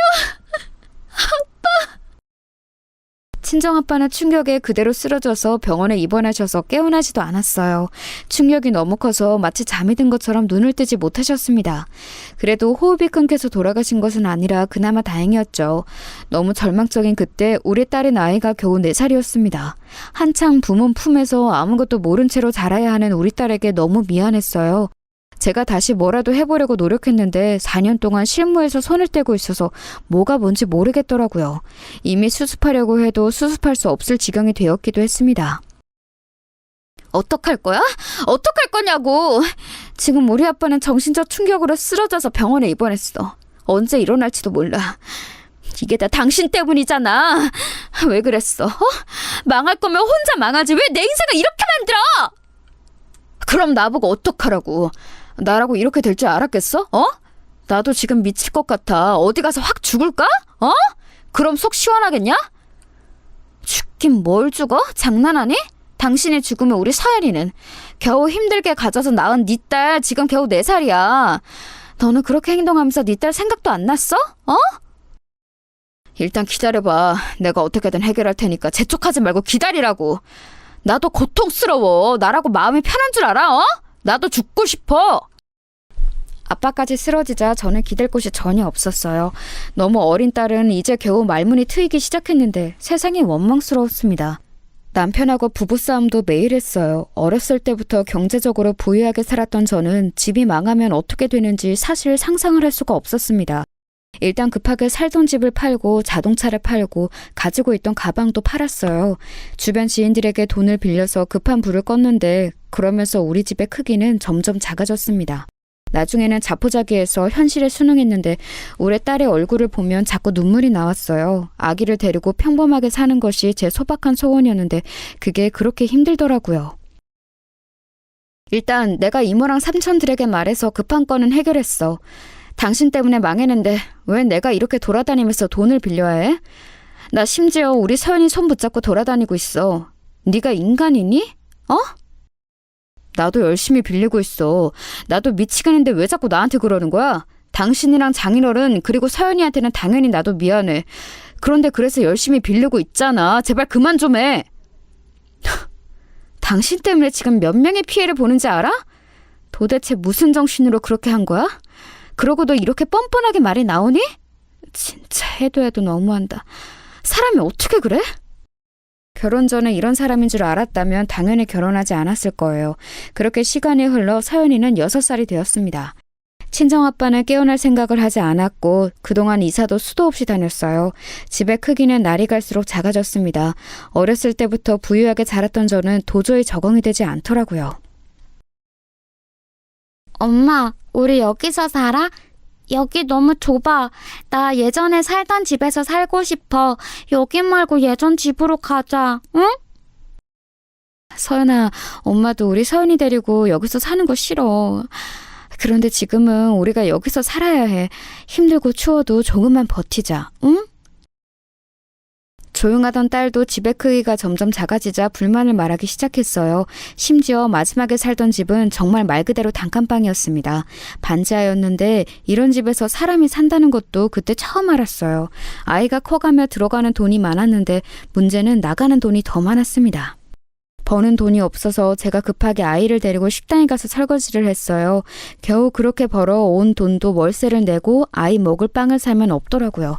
설상가상으로 남편은 이런 우리를 두고 집을 떠났습니다. 안성철 어디 있어? 어? 내 돈 내놔. 돈을 빌려갔으면 갚아야 할 거 아니야. 당장 나와. 이 새끼 어디 있어? 어이 아줌마, 안성철 이놈 어디 있어? 당장 말해. 잠시만요. 저는 몰라요. 진짜 몰라요. 오늘도 아이 데리고 식당에 가서 설거지하고 왔어요. 여기 일당이에요. 이거라도 가져가세요. 그런데 저는 진짜 몰라요. 제발 우리 아기가 보잖아요. 제발요. 아기면 뭐 어떡하라고. 당장 내 돈 8천 내놔. 8천만 원이 장난이야? 어? 그러면 그 애라도 나한테 주던가 확. 안 돼. 잠시만요. 제가 어떻게든 돈을 구할게요. 그러니까 제발 아이는 건들지 마세요. 남편이 집을 나간 이유는 하나였어요. 바로 사채업자에게 갚을 돈이 없으니 책임감도 없이 그대로 집을 나갔던 거였습니다. 사채업자들은 텔레비전에서 보던 것처럼 진짜 인정사정 없었어요. 아이가 있어도 아무렇지도 않게 저를 위협했습니다. 게다가 그 돈이 8천만 원이었고 이자는 날이 갈수록 늘어나는 구조였습니다. 아무리 봐도 제가 갚을 수가 없었어요. 집은 너무 가난해서 사채업자들이 혀를 찰 정도였죠. 남편을 아무리 원망해도 절대 우리 앞에 나타나지 않더라고요. 저기 애기 엄마, 나도 내가 같은 여자로서 안타까워서 봐주려고 했는데 동네 주민들 창피해서 안 되겠어. 그냥 이번 주까지만 살고 나가. 난 저런 깍두기들이 우리 집 앞에서 어슬렁거리는 거 무서워서 못 살겠다고. 이게 무슨 일이야. 네? 아줌마니 죄송해요. 그래도 저희 이대로 나가면 당장 갈 곳이 없어요. 친정도 망해서 저 진짜 길거리에서 살아야 해요. 제발요. 우리 딸을 봐서라도 도와주시면 안 될까요? 사정이 딱한 것은 알겠는데 도저히 안 되겠어. 그동안 봐준 것도 되게 많이 봐준 거 아니야? 나도 살아야지. 남은 날짜 맞춰서 돈 줄 테니까 나가. 아휴, 나도 내 집에서 편하게 살고 싶다고. 아주머니, 제발요. 제가 돈 열심히 벌어서 갚으면 돼요. 네? 네? 아주머니! 사채업자들이 하도 저를 찾아오자 나중에는 살던 집에서 쫓겨나기까지 했습니다. 그래서 급한 대로 집주인 아주머니에게 보증금을 받은 것으로 여관에 찾아가서 며칠 묵었어요. 그마저도 나중에는 돈이 없어서 아이를 데리고 일하던 식당에서 자기도 했는데 사채업자들이 가게까지 찾아왔어요. 사채업자들은 가게에 있던 손님들에게 시비를 걸고 가게 앞에서 사람들을 위협했습니다. 미자씨, 우리도 마음은 좋지 않아. 그래도 이러면 우리 가게 손님들 다 잃고 나는 그럼 생활이 안 돼. 안타깝지만 나가줘. 내가 그래도 그동안 본 정이 있어서 돈은 조금 더 넣었어. 너무 섭섭하게 생각하지 말고, 응? 일하던 가게에서도 잘리고 진짜로 갈 곳이 없게 되었습니다.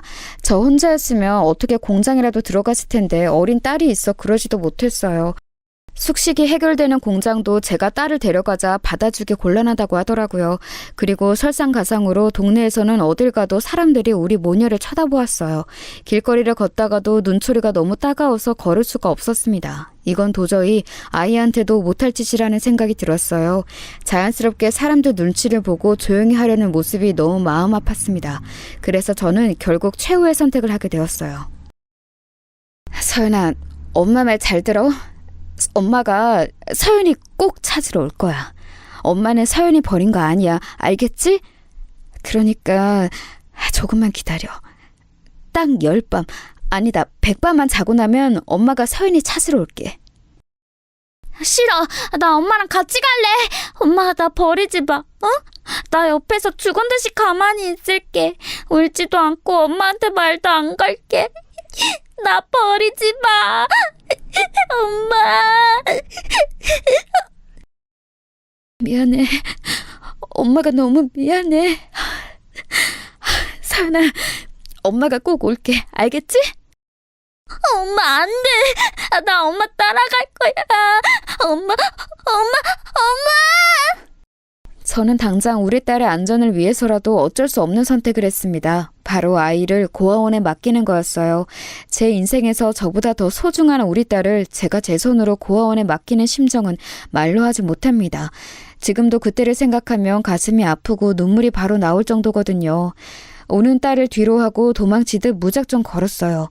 버스 터미널로 가서 가까운 인근 대도시로 가는 버스표를 끊었습니다. 버스 안에서도 얼마나 울었는지 몰라요. 일단 어떻게든 일자리를 구하는 게 제일 먼저였습니다. 그래서 버스에서 내리자마자 인력 사무실에 가서 당장 출근할 수 있는 곳을 알려달라고 했습니다. 마침 거기 사장님이 어느 부잣집을 소개해 주었어요. 미자씨 운이 좋네. 어떻게 딱 오늘 아침에 문의가 들어온 게 있거든. 이 집이 여기서 제일 부잣집이야. 공장도 여러 개 가지고 있고 진짜 잘 나가. 아무튼 지금 여기 사장님이 자리를 비웠다고 알고 있는데 그래서 가사 도우미를 구하나 봐. 원래 일하던 분이 있으니까 자세한 건 가서 들어요. 사장님의 소개로 가사 도우미를 하게 되었는데 그 집에 도착해서 저는 한동안 들어갈 수가 없었어요. 왜냐하면 일단 크기 자체가 압도적으로 컸는데 자꾸 제가 어릴 때 살던 집이 떠올랐거든요. 저도 이런 집에서 어릴 때는 부모님과 함께 행복하게 살았으니 그 기억이 자꾸 나서 눈물이 나왔습니다. 하지만 현실은 빨리 돈을 벌어 우리 서연이를 데리러 가야 했죠. 그렇게 집에 갔더니 원래 일하던 분이 상황을 자세히 설명해 주셨어요. 내가 고향으로 이제 내려가려고 새로 사람을 구하게 됐어요. 이 집에서 10년 넘게 일했는데 아쉽네. 여기 사장님 젠틀하고 좋은 분이에요. 사모님도 참 곱고 다정하고 좋으셨는데 병으로 돌아가셨어요. 그래서 지금은 사장님하고 딸하고 둘이 살아요. 그런 사정이 있었군요. 따님은 몇 살이에요? 사모님은 언제 돌아가셨어요? 이런 사정이 있을 줄은 몰랐어요. 제가 인력사무소에서 사장님 말 듣고 진짜 바로 온 거라서요. 딸은 지금 중학생이에요. 한창 사춘기라 예민할 때죠. 그래도 성격은 조용해요. 사모님은 6년 전에 돌아가셨는데 애초에 사장님하고는 정략 결혼이었어요. 듣기로는 사모님 친정이 진짜 잘 산다고 하더라고요. 아무튼 그래서 딸은 되게 내성적이고 말도 없어요. 지금 시기가 사장님이 일 때문에 바빠서 자리를 한 달을 비운 시기라 집안은 되게 조용할 거예요. 잘 왔어요. 일하던 분에게 들은 내용으로는 사장님의 회사는 국내에서 알아주는 유통회사였어요. 생각보다 훨씬 대단한 회사의 사장님이더라고요. 하지만 사장님은 일이 워낙 바빠 집에 애초에 잘 들어오지 않는다고 했어요. 그러면서 돌아가신 사모님과는 정략 결혼이었고 그 사이에서 태어난 딸은 매우 소심하고 내성적이라고 했습니다. 대궐 같은 집인데 제가 하는 일이라고 딸의 끼니를 차려주고 청소하는 게 전부였어요. 딸이 워낙 방에만 틀어박혀 있어서 청소도 할 게 별로 없었습니다. 오히려 그래서 입주 가정부로 일했는데 혼자 있는 시간이 많았어요. 그러다 보니 우리 딸이 자꾸 생각나더라고요.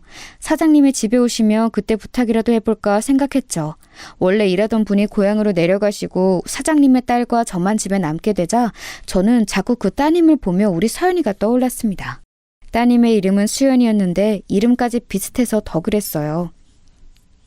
학생, 아니 수연아. 이거 아줌마가 만든 잡채야. 한번 먹어봐. 아줌마한테도 딸이 있는데 이걸 그렇게 잘 먹거든. 입에 맞았으면 좋겠다. 맛있어? 네. 그래? 맛있다고 하니까 다행이다. 그럼 천천히 꼭꼭 씹어 먹어. 그리고 아줌마가 이따 간식으로 계란 샌드위치랑 오렌지 주스해서 방으로 가져다 줄게. 또 필요한 거 있으면 언제든지 말해. 알겠지? 수연이를 보면 자꾸 우리 딸이 떠올라서 엄마처럼 행동하게 되더라고요. 만약 남편이 우리 친정을 배신하지 않았다면 이렇게 살고 있을 거라 생각하니 가슴이 아팠습니다. 그리고 수연이가 워낙 말도 없어서 자꾸 신경이 쓰였어요. 한창 예민할 나이인데 엄마는 죽고 없고 아빠는 바빠서 이렇게 한 달이나 자리를 비우니 얼마나 외로웠겠어요. 그래서 일부러 더 제가 먼저 다가갔더니 수연이도 점차 저에게 마음을 열기 시작했습니다. 수연아, 아줌마가 떡볶이 만들었어. 저번에 보니까 떡볶이 맛있게 먹는 것 같아서 해봤는데 어때? 그리고 이거는 시장에 갔다가 우리 수연이가 입으면 예쁠 것 같아서 잠옷으로 사왔어. 만약에 마음에 안 들면 안 입어도 돼. 떡볶이 맛있어요. 감사합니다. 옷도 감사해요. 그런데 아줌마 딸은 몇 살이라고 했죠? 우리 딸? 우리 딸 이름은 서연이고 지금 6살이야. 너무 예뻐. 그래서 너무 보고 싶어. 우리 딸을 얘기하니까 눈물이 나오네.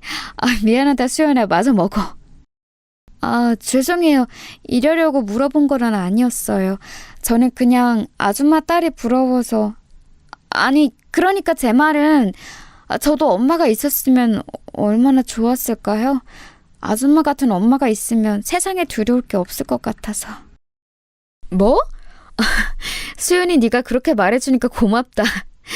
그런데 나는 0점짜리 엄마야. 내가 내 손으로 우리 딸을 고아원에 보냈거든. 지금도 말하면서 너무 보고 싶어. 수연이와 저는 서로 이렇게 속에 있는 얘기도 하게 되었습니다.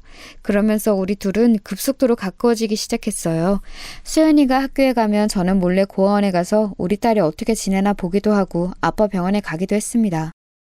아빠는 그때까지도 일어나지 않고 있었어요. 병원비는 이미 밀릴 대로 밀려서 다음 달에 갚지 않으면 쫓겨날 지경이었죠. 딸을 데려오는 것이 어쩌면 더 늦어질 수도 있다고 생각하니 너무 갑갑했습니다. 그렇게 어느덧 3주가 지나고 사장님이 집에 오기까지 딱 일주일이 남았을 때였어요. 시장에 가서 수연이 저녁 반찬을 사서 들어오는데 누가 집 앞에 있더라고요. 사채업자들에게 시달린 이후로 낯선 남자를 보면 순식간에 굳는 습관이 생겼던 저는 잔뜩 경계하며 그 사람을 쳐다보았습니다. 그런데 눈이 마주치고 저는 심장이 내려앉는 줄 알았어요. 여보, 미자야! 여기서 일하는 거 맞아? 세상에, 내가 너를 얼마나 찾았는지 알아? 버스터미널에서부터 며칠을 잠도 안 자고 여기서 일하는 거야? 네가 여기가 어디라고 날 찾아와? 당신 미쳤어? 나랑 서연이 버리고 도망간 건 언제고 이렇게 찾아와? 미친 거 아니야? 양심이 어디 있는 거야? 이혼하자. 나는 당신 보면 이혼 말고 할 얘기 없어. 미자야, 진정하고 내 얘기 한 번만 들어봐. 월급 받았어?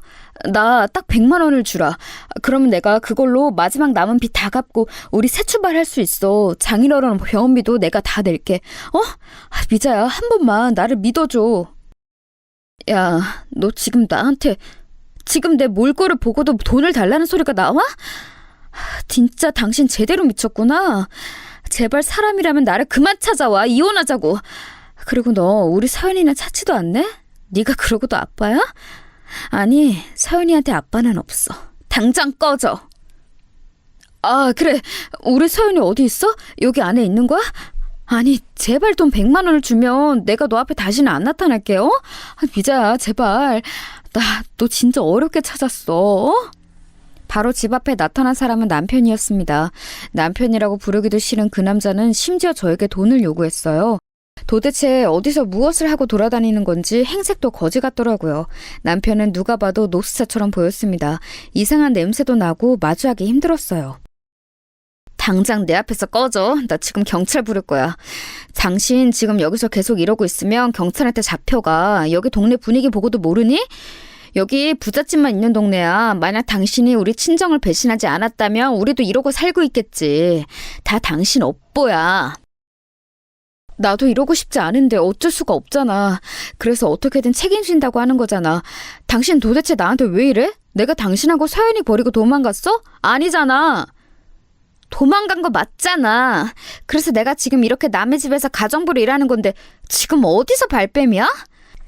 나는 당신하고 살았던 내 몇 년이 너무 후회된다고. 우리 다시는 엮이지 말자. 제발 내 인생에서 사라져. 이 말을 끝으로 저는 집 안으로 들어가 바로 경찰에 신고했습니다. 그리고 바로 수연이의 저녁을 차리는데 자꾸 눈물이 나오더라고요. 도대체 내 인생이 어디서부터 꼬인 걸까 생각이 들었죠. 만약에 내가 부모님의 반대에도 끝까지 굽히지 않고 진석이와 결혼했으면 적어도 이렇게 불행하게 살지는 않았을 거라는 생각도 들었습니다. 그리고 일주일 동안 수연이와 여전히 재밌고 즐겁게 보냈어요. 당연히 마음속에는 우리 딸의 생각이 날 수밖에 없었습니다. 그런 저를 눈치챘는지 수연이는 조심스럽게 얘기를 꺼내더라고요.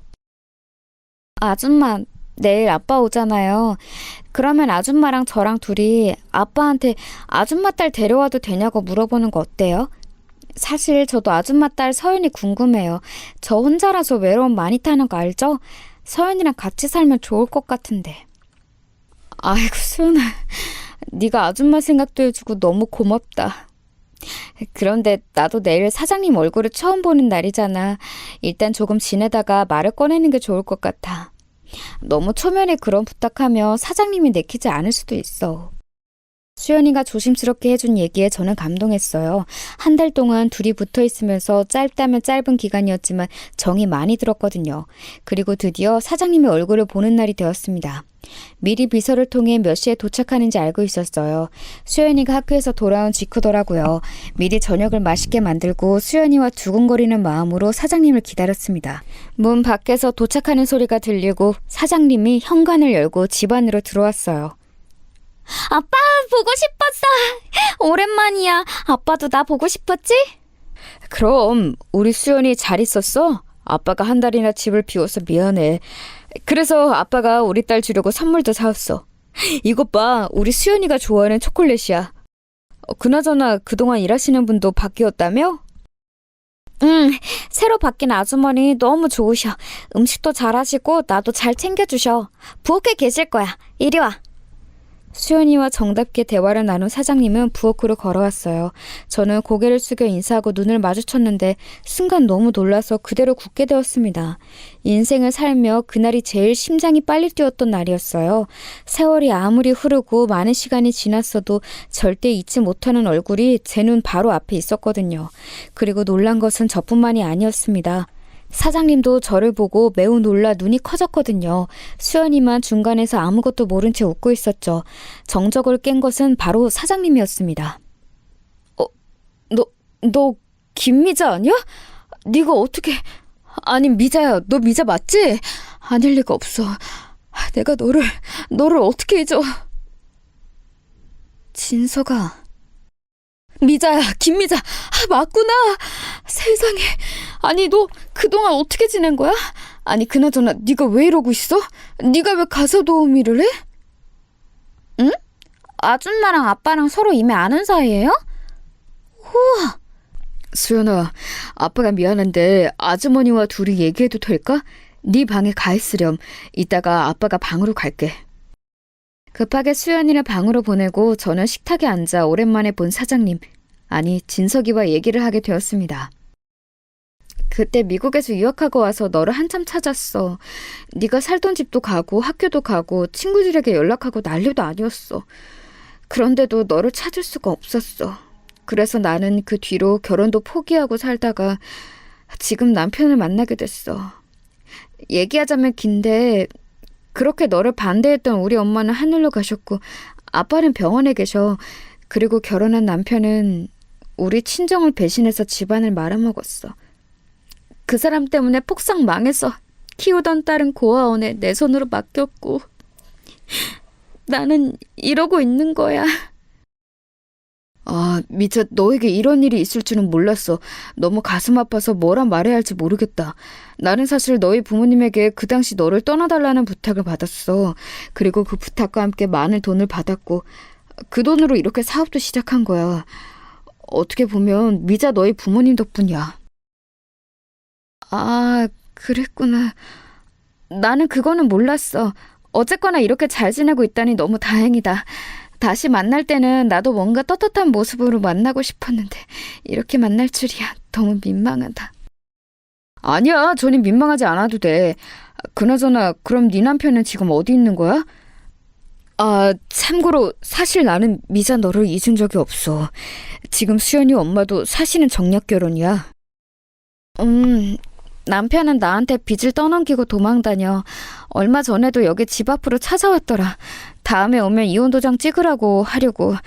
내가 그 사람만 생각하면 열불이 나서 견딜 수가 없어. 내 인생의 원수야. 그날 진석이와 저는 진지하게 그동안 어떻게 살았는지 공유했습니다. 그러면서 울고 웃고 밤을 새워가며 얘기하다 보니 다음날 동이 트더라고요. 오랜만에 본 진석이는 여전히 멋있었고 다정했습니다. 증발한 것처럼 사라지더니 이렇게 번듯한 기업의 사장님이 되어서 얼마나 반가웠는지 몰라요. 그리고 너무 놀랍고 고맙게도 진석이는 먼저 이렇게 말을 꺼내주었어요. 미자야, 오늘 바로 고아원에서 네 딸 데려와. 내가 김비서 시켜서 서류 처리랑 나머지는 알아서 할 테니 일단 데려와. 나는 네 딸이 고아원에 있는 것을 원하지 않아. 너무 고마운 진석이 덕분에 저는 바로 고아원에 달려가서 아이를 데려왔습니다. 안녕? 나는 수연이 언니야. 네 이름이 서연이지? 아줌마한테 얘기 많이 들었어. 반가워. 언니랑 언니 방에 가서 놀래? 수연이와 서연이는 처음 만난 사이인데 얼마나 둘이 잘 놀았는지 모릅니다. 둘이 노는 모습을 보는데 뿌듯하고 기뻐서 눈물이 나올 정도였어요. 한 집에서 세 딸을 데리고 진석이와 수연이와 사니 마치 한 가족처럼 느껴졌습니다. 제가 그렇게 바라고 바랐던 행복하고 단란한 가정의 모습이었죠. 이런 느낌은 저 혼자만 받은 것은 아니었나 봐요. 몇 개월이 지나자 진석이가 진지하게 저에게 얘기했습니다. 미자야, 너만 괜찮다면 우리 결혼할래? 아이들도 지금 둘이 자매처럼 지내고 있고 무엇보다 내가 너를 이제는 놓치면 안 될 것 같아서 그래. 우리 남은 인생은 이렇게 서로 의지하며 행복하게 살자. 그동안 혼자 너무 고생 많았어. 우리 결국 다시 만나게 됐네. 너와 결혼하면 나야말로 행운이지. 너무 고마워. 네, 여러분, 저는 이렇게 진석이를 다시 만나 재혼하게 되었습니다. 전 남편과는 어떻게 되었냐고요? 진석이가 사람을 써서 전 남편을 찾아냈어요. 그리고 어느 정도 빚을 갚아주는 조건으로 깔끔하게 서류상으로 이혼했습니다. 물론 다 갚아주지는 않았고 딱 이혼 소송을 깔끔하게 할 수 있을 정도로 진석이가 알아서 처리했어요. 그리고 진석이는 우리 아빠의 밀린 병원비도 다 내주었습니다. 얼마 정도 시간이 흐르고 아빠는 마침내 깨어났어요. 아빠, 이 사람 기억나요? 아빠가 그렇게 반대했던 그 놈이잖아. 나 결국 다시 만나서 결혼해요. 이제 이 사람 사장님이니까 결혼 반대하고 그러지 않지? 아버님 오랜만이에요. 반갑습니다. 그때 미자 옆에서 떠나라고 하시면서 주셨던 돈 덕분에 이렇게 살아요. 그 돈으로 장인어른 병원비도 냈어요. 이제 미자 옆에서 번듯하게 고생 안 시키며 살겠습니다. 아빠는 정신은 깨어났지만 아직 말씀은 온전하게 하지 못하세요. 그래도 눈과 표정을 보니 진석이란 마음에 들어하는 것 같더라고요. 그리고 우리 딸들은 어떻게 지내는지 아세요? 엄마, 나 이번 주 일요일에 언니랑 같이 놀이공원 가기로 했어. 언니가 내가 거기에 한 번도 안 가봤다고 했더니 데리고 간대. 뭐? 수연아, 진짜야? 혼자 서연이 데리고 갈 수 있겠어? 엄마가 같이 갈까? 괜찮아? 나는 이미 여러 번 가봐서 괜찮아. 그냥 엄마랑 아빠는 데려다주고 데리러 오기만 해요. 내가 서연이 데리고 놀러 가는 거니까 둘이 데이트도 하고. 아유, 우리 첫째 딸이 이렇게 효녀다. 여보, 그럼 우리도 주말에 애들 데려다주고 데이트나 할까? 우리 가족은 너무 행복하게 지내고 있어요. 가끔은 자기 전에 이 현실이 오히려 꿈처럼 느껴지더라고요. 그래서 자고 일어나면 다시 단칸방에서 사채업자들에게 위협을 당할까봐 무섭기도 합니다. 물론 그럴 때마다 현재 남편은 너무 자상하게 제 곁을 지켜주며 불안을 없애주고 있죠. 전 남편은 듣기로는 깜빵에 갔다고 해요. 저와 서류상으로 이혼하고 현 남편이 아주 철저하게 고발하고 죄를 물어 교도소에 잡혀갔다고 하더라고요. 어찌나 통쾌한지 모릅니다. 저는 이제 전 남편과 예전 결혼 생활을 다 잊고 새 인생을 살도록 하려고요. 여기까지가 제가 준비한 사연인데 재밌게 들으셨나요? 저는 사연을 제보하며